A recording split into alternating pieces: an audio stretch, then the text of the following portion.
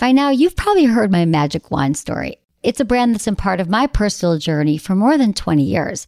But no matter how many times I sing Magic Wand's praises, I'll never be able to fully capture the story of this incredible brand.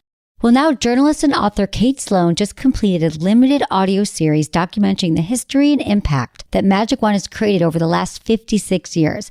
It's called Making Magic. And the series chronicles Magic Wand's incredible brand story through interviews with nearly 40 experts, performers, business owners, educators, and fans. So I got a sneak preview of this series, and what I loved is that Kate weaves together snippets from all their interviews into this amazing story arc.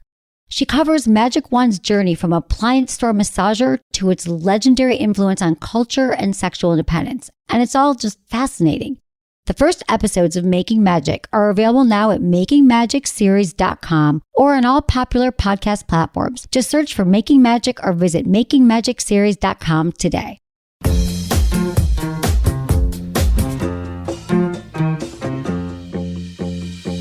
What happens is we postpone all these conversations till they're not only walking on eggshells, they're walking on minefields. And what we really should do is have a check-in once a week about what's unfinished, what's not communicated, so it's not like some big bomb you're dropping. Look into his eyes. They're the eyes of a man obsessed by sex. Eyes that mock our sacred institutions. Bedroom eyes, they call them in a bygone day. You're listening to Sex with Emily. I'm Dr. Emily, and I'm here to help you prioritize your pleasure and liberate the conversation around sex. Today's episode, we hear from listeners dealing with varying degrees of deception in their relationship. Do you know that about 40% of unmarried couples and 25% of marriages see at least one incident of infidelity? Really, this is true. 70% of all Americans will cheat at some point. So what do we do about it, right?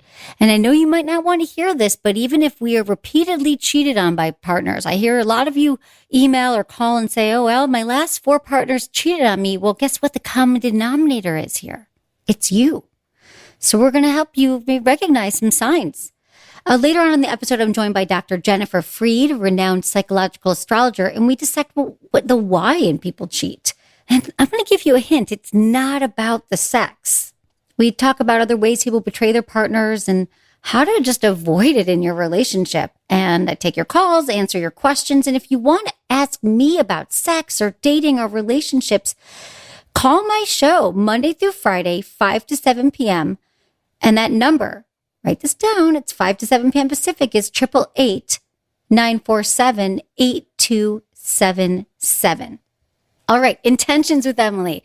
For each episode, let's set an intention together. I do it. I encourage you to do the same. So when you're listening, what do you want to get out of this episode? Maybe it's, I'm a cheater and I want to find out how to stop cheating. Well, my intention is to help you recognize the signs, dispel all the myths about cheating, and show you how you could stop the cycle and repair your relationship.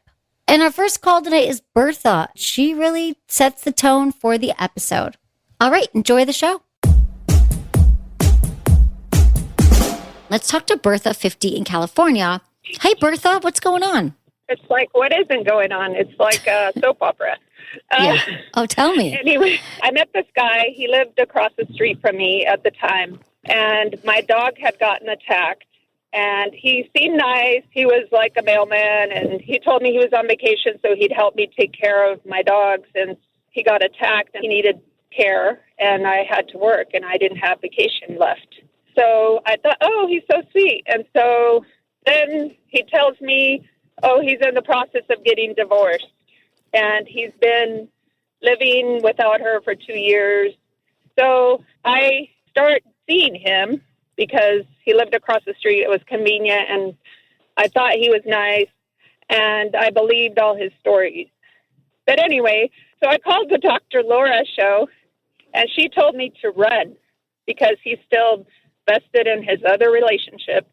And I didn't listen because I was going through health issues, and he was like comfort, at least someone that lived right across the street. And if I felt sick or something, I could. Anyways, 4.5 years later, apparently he's been seeing his ex this whole time. I don't think he ever got divorced. He has never really told me the truth about that. But so I went to church because the kids were going to be busy one Sunday, like a few weeks ago. And he's sitting there with this lady, and I don't recognize her at the beginning, but then I realized it's his ex. Wow. And I was like, I need to face this, because every time I mention something's off to him, he always says it's in my head and I'm paranoid and blah, blah, blah. And so Gaslighting. I went up to him and I said, oh, I think we need to talk. And I rubbed on his shoulder, and she didn't even look at me, and he acted like he didn't even know me. It was like crazy. And the look on his face was just, it's not even that he was with somebody else. It's just the look on his face, like he didn't want to acknowledge me kind of look. Wow. So it broke my heart. Instantly, I felt sick. But I still went into the church. I was wearing my mask. So there was nobody sitting next to her and him. So I walked up to where they were sitting, and I said out loud in front of everyone, I said, maybe we should sit together since we're all sleeping together. And you go, Bertha. And he said, he acted like he didn't even respond. She's the one that said, oh, we're coworkers. And then I figured it out that that's his ex, because I never really met her up close. She always was driving by, and she had tinted windows.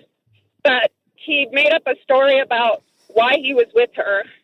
Oh, I'm just comforting her because her sister passed away or something, which isn't true, because right afterward, she started spending the night.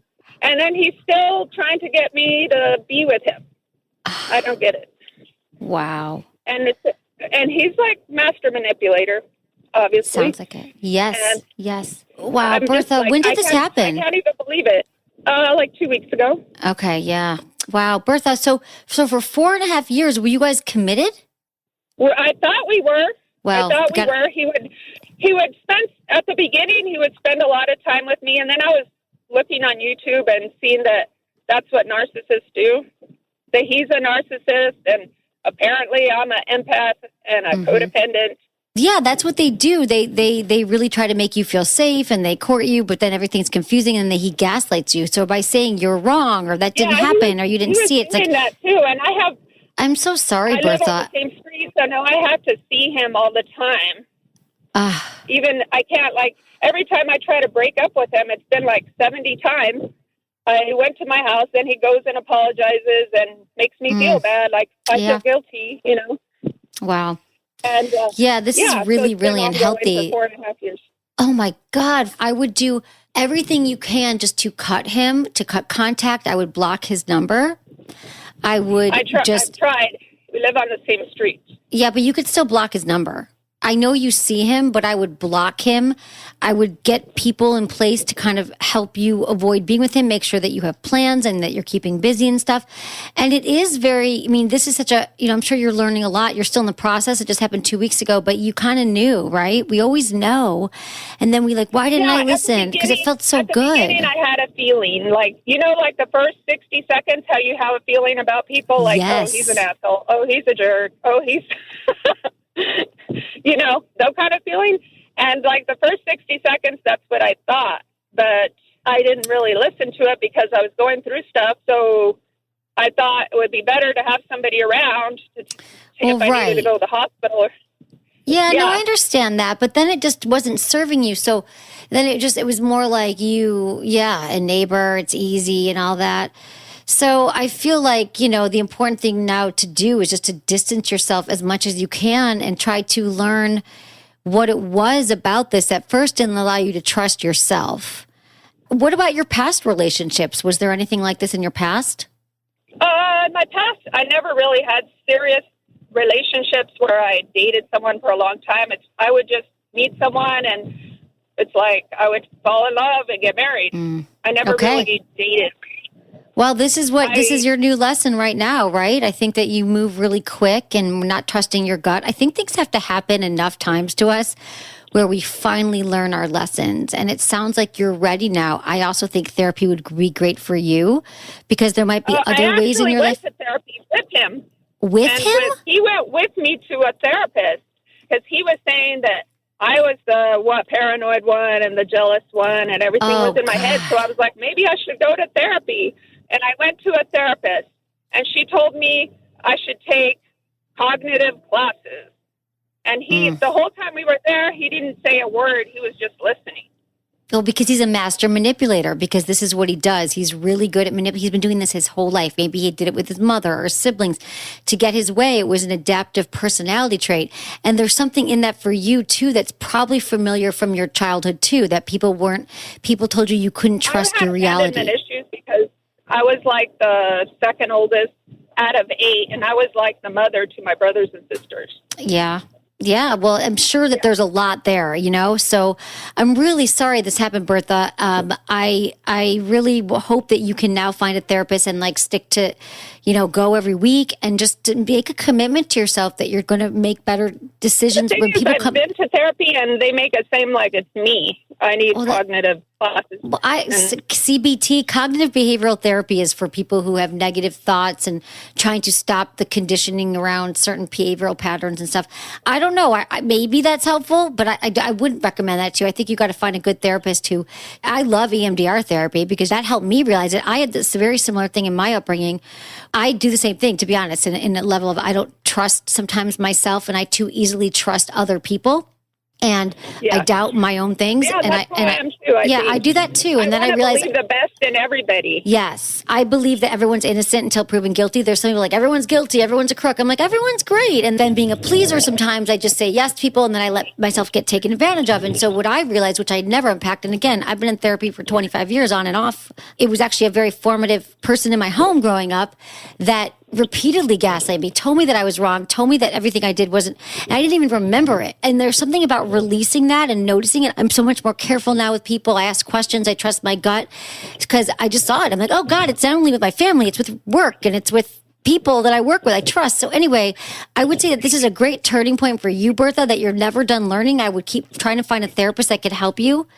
Ask friends if they've had good therapy that might be good for you, because I think that it would really, not only will it help you figure out your patterns, but it will also help you heal and make better decisions in the future. And the other thing about therapy is it's so rewarding. It really is, moving through things and realizing I am no longer that. And I feel like it will be so good for you right now. And I don't think it's CBT, so cognitive behavioral therapy. Okay, Bertha? Yeah. Now, this guy, he is likely a narcissist, a master manipulator, which is also can be a personality trait. He's done it before. He's still doing it right now. So joining me now is psychological astrologer Dr. Jennifer Freed. Why do you think people cheat, Jen? If you had to say. Well, I think that there's as many reasons as there are people, but the two main reasons that I've seen over time is that people are in their original sexual relationships out of just being completely gaga and thrilled and feeling sexually affirmed and feeling the most attractive person on earth. And I think a lot of people go outside their relationship when they feel rejected, ignored, or unwanted by their partner. And instead of really addressing that or dealing with that, somebody else sparks that old feeling of being wanted and desired, and it becomes irresistible. That's one reason. I think another reason is unspoken resentments, that people in relationships stop really working through conflict. It goes underground, and then people act out on each other as a way of expressing their anger and discontentment. Yeah, but what do you think, Emily? Those are ways I Jen, see. I think that you're right. I think a lot of times things are reminiscent of, a lot of people I know who have had affairs personally, not just even our callers, but I think you nailed it with somebody makes you feel desired and wanted.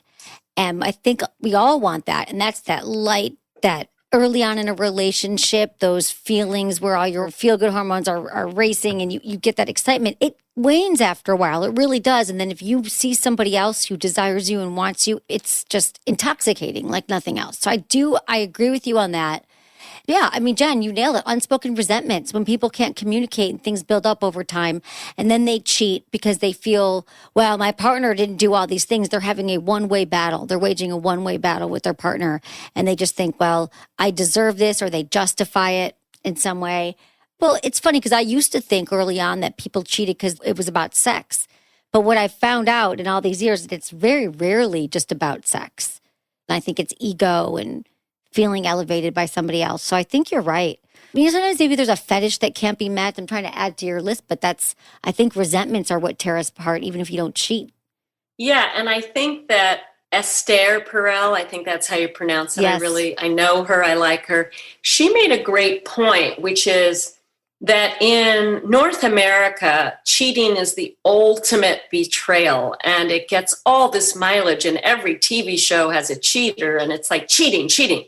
But she says what we don't pay enough attention to is that there are so many betrayals that don't get a lot of airtime, and the cheater or the cheating is the one that gets all the mention.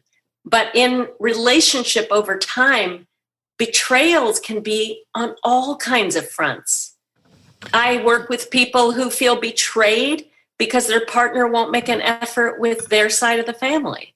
People come to me sometimes and they feel so betrayed because the person's on the phone all the time instead of paying attention to them when they used to come to the door and be ecstatic to see them.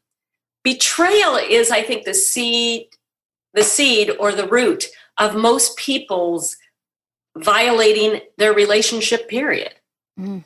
Those are such great examples, Jen. You're absolutely right. And they about money. Maybe they said there was they had more money than they did, so they can be betrayed about finances. But then the cheating happens, and that's all we talk about. Yes, that is so accurate. I'm just listening to you here about these resentments. So what do we do if we're walking around with these resentments? And what do you suggest for people to learn to start to communicate these things, even if it's been a while, to bring it up to a partner? Well, I think it's really difficult to not have a regular relationship hygiene. So I think what happens is we postpone all these conversations till they're not only walking on eggshells, they're walking on minefields. And what we really should do, and I'm speaking for myself as well in a long-term relationship, is have a check-in once a week about what's unfinished, what's not communicated. So it's not like some big bomb you're dropping, but actually make it a priority to not only say what's going great in the relationship and not make a big deal of it. It could be over dinner once a week, but say, what are some things I'd like to see better? Yeah. Why wouldn't we do that? I don't know why, Jen. Is that what you do that in your relationship? Do you have a regular check-in? Well, we've started to under COVID. You know, what's true is we're together all the time now. And, you know, we spend a lot of time in ways we never have before. So we have made it a regular practice. In our case, we're both therapists, but we do it about every 3 days. At this point, but we didn't before. Well, that's so healthy. I mean, because otherwise, you said that you're seeing a lot of relationships that are breaking up and that are ending right now because of COVID. I think we haven't seen the fallout, but we're starting to see it now because it's been 7-8 months. I know so many people right now that are friends and colleagues who are just done. You know, they don't want to look at that face one more minute. And I think some of it's COVID contrived. I think it's just we were never given the tools to be this smashed together with people. And in any relationship, you like to project and blame problems on the other person because it's much easier than looking at ourselves. But if you're with them all the time, they can easily become the villain in every scenario. Exactly. And we don't have these skills we didn't see COVID coming upon us. We didn't realize that this was going to be the case. Maybe we thought, oh, we'll go to therapy in the future. Oh, I'll talk to them about this another time down the road. And then now there is no escape.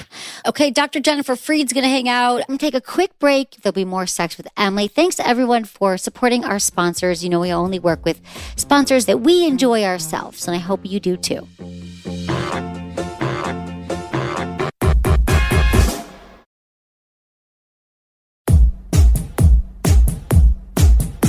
Let's talk to Ian, 40 in Kentucky.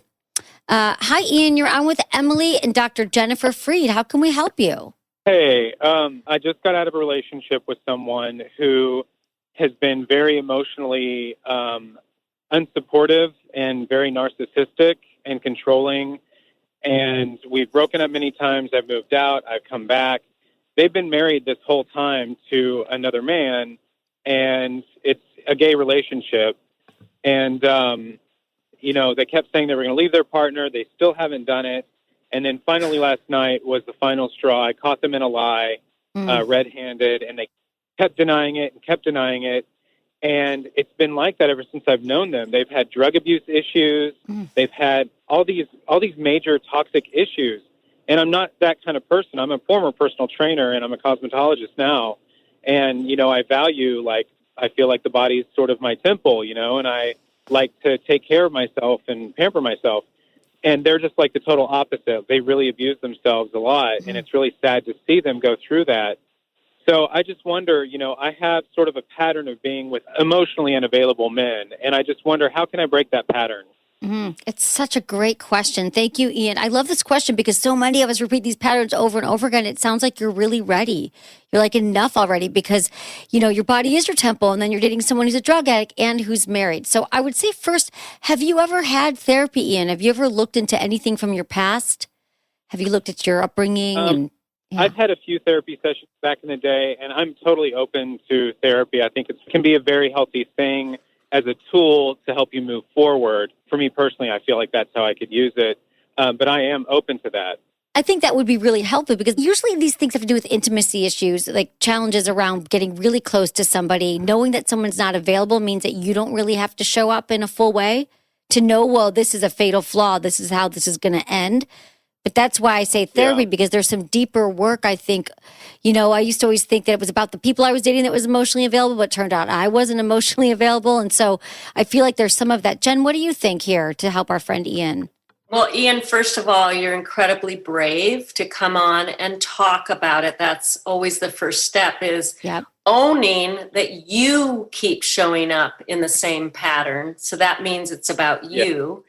And then it would be, as you're noting, it would be turning all that rescue energy back to yourself. And like Emily, and there's no accident, we love each other so much. I had very much that same pattern that you have, Ian.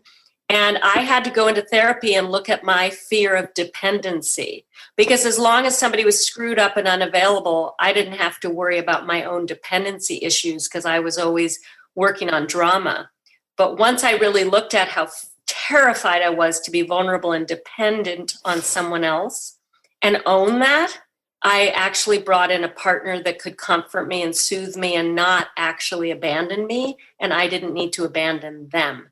So I feel, and it was almost about your age, like I really found the love of my life, etc., right about your age. So I have high hopes for you. And it's not about them. Just stop thinking it has anything to do with what he's doing or not doing or whether he's married. It has to do with how is it that Ian keeps playing out the same pattern where he doesn't get intimacy. Okay, because it's a strange dichotomy for me because I'm very self-aware and I'm highly intuitive. And, I'm Aquarius. My birthday's 2/15, so February 15th. And I can sense when people are being a certain way with me in a relationship. And it's a put-off to me when there's a lot of negativity there. But I've noticed that I'm very independent and I'm very self-sustaining and self-possessed. And I think that's a little intimidating to people sometimes because I feel like I was raised by my mother mostly, who taught me, and who's a Taurus, who taught me how to be independent and stand up for myself. And I'm a lot like her. And I feel like that might have some influence over my relationships, where I just don't want men to get that close because I'm scared to be that vulnerable with them. But also I've been hurt a lot of times in my relationships. I've always been cheated on in every relationship I've been in. And also, I was very much abused as a child. So I've dealt with a lot of issues related to abuse and sort of people who have sort of a perversion of the mind. And I'm just tired of that cycle of being with people like that and feeling neglected. And it continues to my frame of mind where I don't want to be dependent on anyone. I don't want to be codependent. Is that wrong? It's not wrong at all. No, I have to say, I'm sorry. I mean, Ian, thank you so much for sharing all this with us. Because it sounds like you really want to figure out how you can take another route, how you could make healthier choices with all that you've been through. I mean, that abuse, I mean, for all those years is really heartbreaking. Until we heal this, we keep repeating patterns. So to me, I know you said you went to therapy a few times, but I believe that if you go into therapy and you commit to it once, you sound like somebody who's driven and you really care about taking care of yourself, that it's going to unlock so many of the answers for you and heal you like once a week for the next 6 months for sure, I would say. And you've also had trauma. So I would recommend, EMDR therapy is great for sexual trauma. If you can find that in your area. I think before you get into another relationship, that I recommend finding a really good therapist. Like look around for a therapist like you'd find a surgeon, like a surgeon for your heart. It's an important relationship. What do you think, Jen? And I'm so moved and touched by your disclosure. I think far too many men hide their sexual abuse. It's much more widespread than anyone wants to believe. So number one, you're a courageous soul. You sound like a very confident man in other areas of your life. And I would urge you to use that courage and confidence, Ian, to go into therapy and make the agreement with yourself. You will keep going until you feel free of this repeating complex of picking inappropriate people. And I know you will get there if that's your commitment. Okay. That's how we appreciate change, that. Ian. Thank you. Yeah. Okay, Ian. I Thank will you. do that. I'll follow up with you guys in about 6 months then. Okay, perfect. Ian, we'll be here for you great. every night. Please follow up. Thank you, Ian. Thank you for that. Oh, wow, Jen. Even though I've been in and out of therapy my whole life, even in the last 3 years doing this EMDR, I feel change. Like I feel like I had patterns as well, and I will never repeat them. And I thought that I had already knew myself and I was already doing the work, but there's always more layers. I wasn't ready for a relationship. I wasn't ready to be vulnerable, So you're never done, but I think that for him to get into it is great advice, Jen. We need it. We do. We all need therapy. And I want to say, as an EMDR therapist and national consultant with that, what I found is the people that have done the most work and thought about it the most get so much out of EMDR, which is a trauma-based behavioral therapy, because they can go into the body and into the neurological patterns and undo the trauma responses. And that's so different than talk therapy, because we can talk about stuff forever, but it doesn't hit at the cellular level where we were most agonized and traumatized. We've got to get underneath. We got it right. Exactly. It does rewire your brain. Absolutely. We were talking to Amanda here, our content coordinator, who was saying that, she's got her roommates who are picking toxic men as well. So what's going on, Amanda, in your household? So it's funny because me and my roommates are all very similar. And the reason I'm able to recognize this behavior and their choices is because I've definitely been there.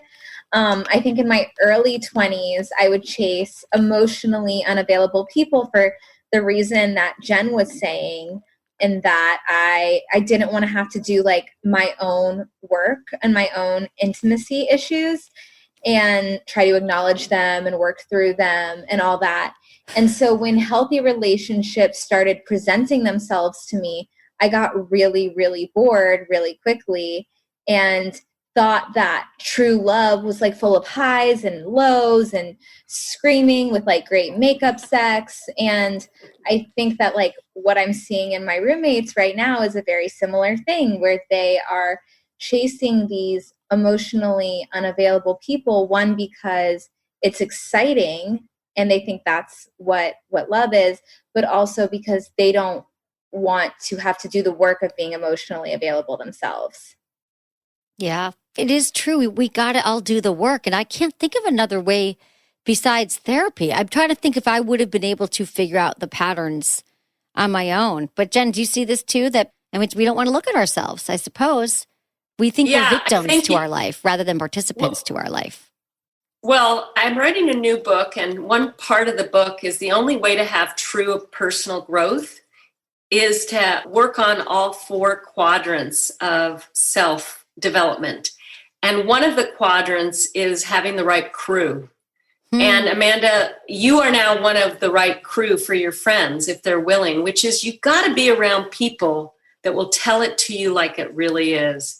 Because when you are seeking drama as a substitute for love, you can find a lot of people that will be into the oohs and ahs and the roller coaster of it. And, oh, what happened? What did he say? What did she say? And it's just some extraordinary self-indulgent drama fest. But if you have a friend that's willing to say to you, hey, I've seen this little show before and it always ends up the same. And how are you playing this? And how are you contributing to this? You are the common denominator. So instead of getting into the drama, asking process questions. So yes, therapy is great. But Emily, you and I have this friendship. I would never blow smoke up your you know what. Right. I would tell it to you like it is. You're going to tell it to me like it is. And now, Amanda, you're that for your friends if they're willing to listen. Because at some point, you've got to surround yourself with people that keep you accountable instead of just get into the audience watching drama show. You know, you can do that on TV, but our lives are precious. I can't believe how much time people waste in drama. Mm-hmm. Like waste. It's so time consuming. It's true. It's true. And the people who like love, you also know who these people are because every time you talk to them, they want to gossip about your friends or they want to talk about other people. I just have no tolerance for that. I don't enjoy it. I can tell right now if someone's talking to you about someone, when you leave, they'll talk about you. So I think yeah. And I love that, Jen, too, about the 4 quadrants in your new book. We should mention your recent book, though, Use Your Planets Wisely, is a game changer. It's kind of what helped me understand astrology and my life and the signs in a way that just made sense for the first time. So it's so funny that you mentioned books, because I was going to say when Jen mentioned Crew, that was kind of how I started getting into it. One of my friends is getting her PhD in clinical psychology. So over at her apartment, she had all these books on attachment theory, and I picked one of them up and read one of them. And then that slowly started getting passed around my friend group. And so we could have conversations about, we learned the phrase emotionally unavailable, or what attachment theory was, or what intimacy issues are. And so when you have sort of that crew that Jen was referring to, and you're not afraid to have like the hard talks and to initiate the hard talks, you can like really show up for other people and make it part of the language in which you speak to your loved ones. Yeah. I love that you have this. And what a richer conversation. I mean, when you're saying that, I get so excited, Amanda, because I think what a richer conversation to talk about our attachment styles instead of what happened at 4 a.m. that we had a blow up fight and saw somebody doing, like that gets old quick, to me anyway, but I'm older.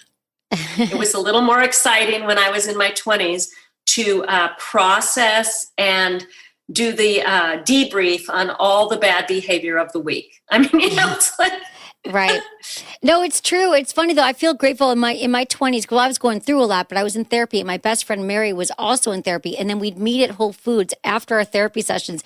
And we were like 26 years old, I remember. And we'd go through like, I didn't know that my parents' divorce had this impact. I mean, it was just, I've always kind of gotten off on this stuff.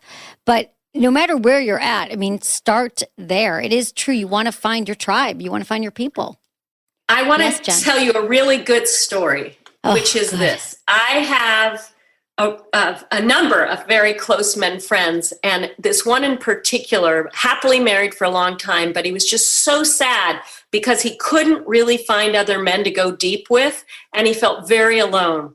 Well, then I met this other guy through my work who was one of the loveliest men I've ever met, also straight guy, having a little bit of relationship problems, and I put them together as friends. I said, you guys have to meet. They became best friends, like a total bromance. And then they started a leaderless men's group. And now a number of other men I knew got in this group. So it was like 7 men altogether. They would meet once a week for this last year and a half or so, 2 to 3 hours, because these are all men that wanted to go deep. And I swear to God, this is the truth. In every single man's case, their relationships improved by 90%. And why? Jen, that's amazing. Because men don't have very many opportunities to go deep with each other and to be called out on stuff. And all these men were longing for that level of intimacy and depth. And like the one guy that was having relationship troubles, he was acting out. He was doing all kinds of horrible things, and they all did an intervention on him. And he went back into therapy, and he cleared some stuff up, and he's now in a really happy, committed relationship.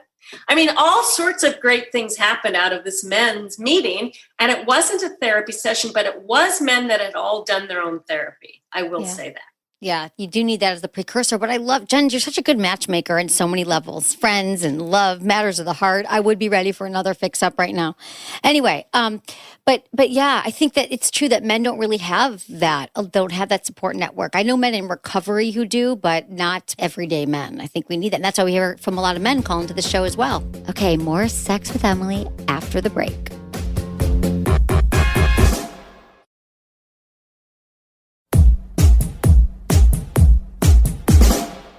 We have Bruce, 51, in Canada.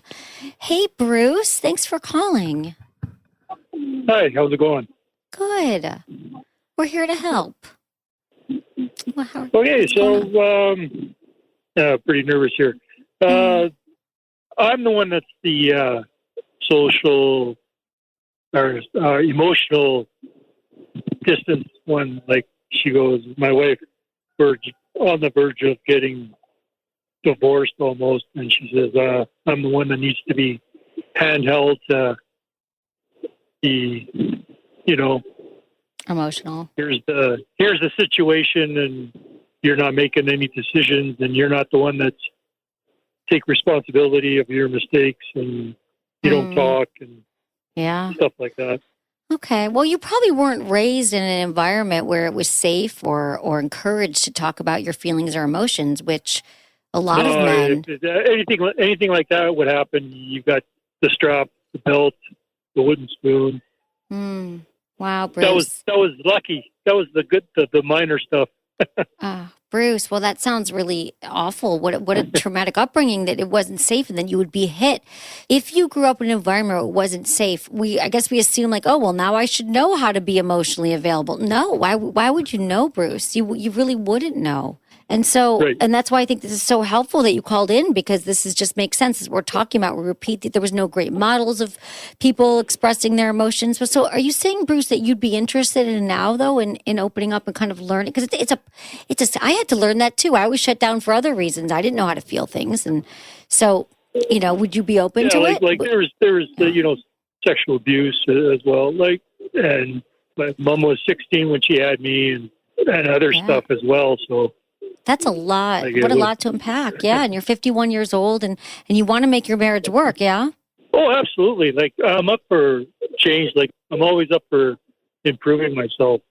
Bruce, I'm so glad you called in. I mean, I suggest letting your wife know this too, but you really want to find a good therapist to go talk to. And it might be a trauma therapist, because experiencing sexual abuse and emotional and physical abuse are all traumatic experiences. He's 51. Jen, what do you think about? I think the first step is naming the problem, and you've named it, which is you've had what's called a double bind. You've been taught emotionally that to be vulnerable, you will be hit and hurt, and you've been asked by your wife to be emotionally vulnerable. So there's obviously a deep inner conflict about what feels true and safe, and you need a good environment to work that out. It's too much to think it out. You can't think your way out of this. Nope. It's about learning to feel the feelings that you were never allowed to feel. And you're doing that by calling Emily tonight. You picked a really good person. You've got to pick the right person who's just going to say to you, bravo, man, you're starting to do this. And one of the feelings I'm hearing you own is you're very, very scared of being abandoned because you haven't been able to meet your wife's needs. Exactly. Yeah, it's scary. Yeah, Bruce.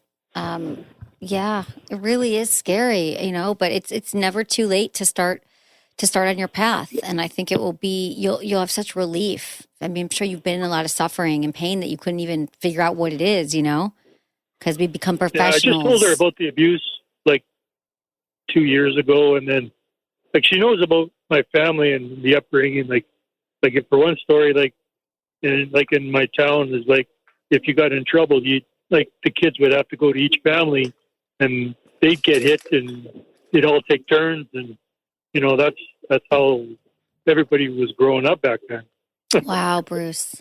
That's really, really tough. I mean, no, I mean, I know you laugh, but that sounds awful. I mean, I'm sure everyone in your town who you grew up with is going to need some help with this. And they're probably repeating a lot of the same things, and I'm glad that you let your wife know. How long have you guys been together? How long have you been with your wife? Married 25, been together almost 30. Okay. So, and you just let her know about the abuse. Yeah. Which is really brave. Really brave. Yeah. What did she have to say about that? And would she be supportive of therapy for you? Yeah, well, she doesn't believe in therapy because she thinks that we should be able to talk stuff out. But, she said that she's at her end of rope because, I can't make decisions. I go to the store and I can't think, get 2 eggs and I ask for 12, Right. Well, that's called foggy brain, and that is one of the biggest symptoms of long-term unprocessed abuse and trauma. People actually do suffer great indecisiveness because their brain gets taken up with too much trauma and they don't have clear decision-making skills. So again, I'm going to really agree with Emily that you can do therapy on Zoom now, you yourself, because you have had to bury so much pain. That takes up a lot of bandwidth in the brain. Right.